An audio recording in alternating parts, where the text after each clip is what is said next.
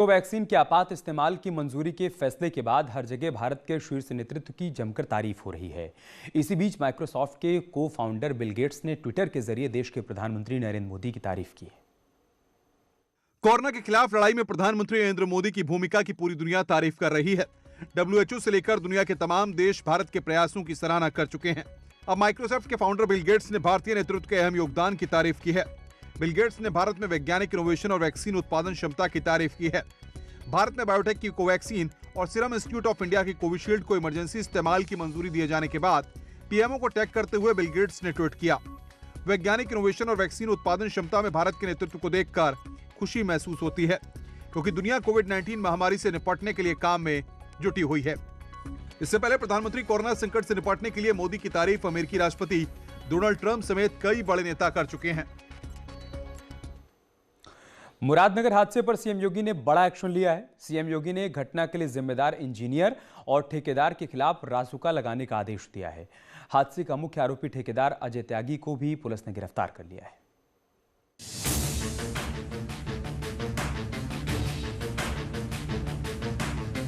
मुरादनगर हादसे पर सीएम योगी ने बड़ा एक्शन लिया। सीएम योगी ने घटना के जिम्मेदार इंजीनियर और ठेकेदार के खिलाफ रासुका लगाने का आदेश दिया है।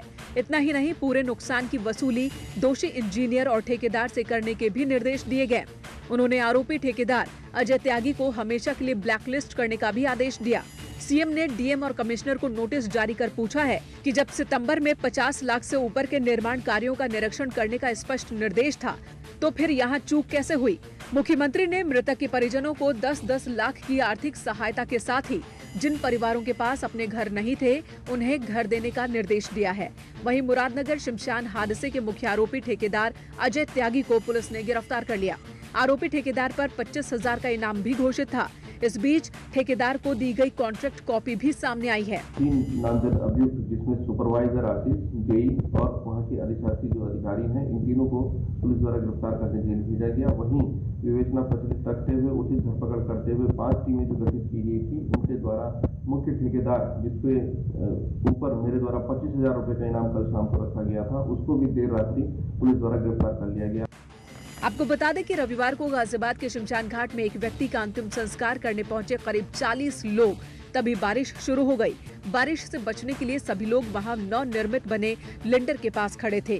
तभी शमशान घाट की छत भरभरा कर गिर गई। शमशान की छत गिरने के कारण 25 लोगों की मौत हो गई थी।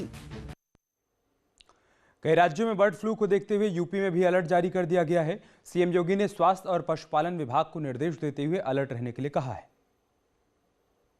बर्ड फ्लू के खतरे को देखते हुए उत्तर प्रदेश में अलर्ट जारी किया गया है। सीएम योगी ने स्वास्थ्य विभाग और पशुपालन विभाग को अलर्ट रहने के निर्देश दिए हैं। वहीं उत्तराखंड में भी बर्ड फ्लू की आशंका जताई जा रही है। देहरादून में बीते 3 दिनों में 5 मरे कौवे मिले हैं। ये सभी कौवे शास्त्री नगर कोलागढ़ एसएसपी ऑफिस के पास मिले हैं। Chief wild life warden JS सुहाग ने कहा कि परीक्षण के बाद वायरस की आशंका हुई तो सैंपल बरेली भेजे जाएंगे। दरअसल हिमाचल प्रदेश और आसपास के राज्यों में प्रवासी पक्षियों की बड़ी संख्या में मौत हुई है। इनकी मौत की वजहों का पता लगाया जा रहा है। इसको लेकर दूसरे राज्यों में भी सावधानी बरतने के निर्देश दिए गए हैं। रामनगर में कोसी बैराज और तुमरिया जलाशय में बड़ी संख्या में प्रवासी पक्षी पहुंचते हैं। आगे कि हिमाचल और आसपास के राज्यों में बड़ी संख्या में जो माइग्रेटरी बर्ड्स हैं और अन्य बर्ड्स हैं, उनकी डेथ हुई है और अभी कारणों का पता लगाया जा रहा है, परंतु प्राइमरीली ये शंका जाहिर की जा रही है कि एवियन इन्फ्लुएंजा के कारण इनकी डेथ हुई है। कोरोना के बीच बर्ड फ्लू की दस्तक ने टेंशन बढ़ा दी है। नैनीताल चिड़ियाघर में भी बर्ड फ्लू के चलते अलर्ट जारी कर दिया गया है। बर्ड फ्लू के मामले सामने आने के बाद नैनीताल जू में पक्षियों के बाड़े में आसपास सैलानियों की आवाजाही कम कर दी गई है। मुरादाबाद में बिजली विभाग के 2 एसडीओ की मारपीट का वीडियो वायरल हो रहा है।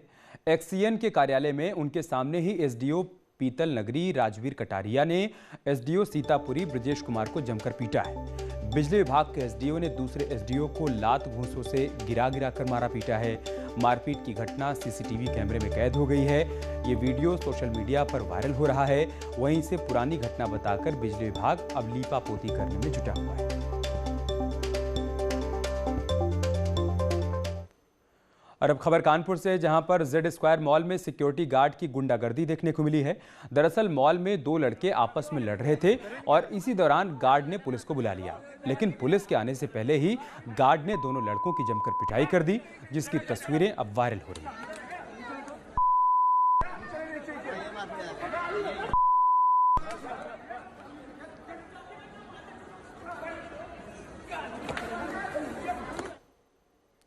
मेरठ के गंगानगर थाना क्षेत्र की पुलिस ने नकली नोट बनाने और उसे बाजार में चलाने वाले गैंग का पर्दाफाश किया है।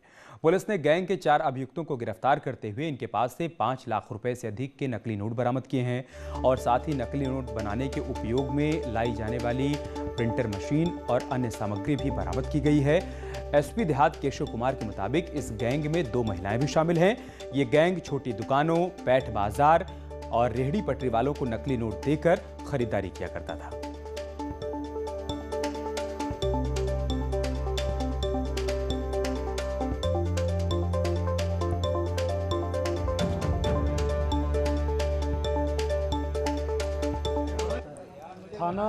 थाना गंगानगर की पुलिस द्वारा एक बेहद सराहनीय काम किया गया है। नकली नोट बनाने वाले एक शातिर गिरोह को गिरफ्तार किया गया है, जिसमें 4 लोग हैं और जो बरामदगी हुई है वो लगभग 5.5 लाख रुपए के नकली नोट हैं और लगभग 1 लाख रुपए के अर्धनिर्मित नकली नोट। सूचना प्राप्त हुई थी कि एक महिला है जो कुछ दिनों से बाजार में नकली नोट चला रही है। मुखबिर की सूचना के अनुसार उस महिला को पकड़ा गया तो उसके पास से भी कुछ नकली नोट बरामद हुए। उसके बाद इस पूरे कड़ी को पता किया गया तो उसमें पता चला कि इस महिला को रॉबिन नाम का एक व्यक्ति है जो उसका रिश्तेदार भी है, वो नकली नोट सप्लाई करता है।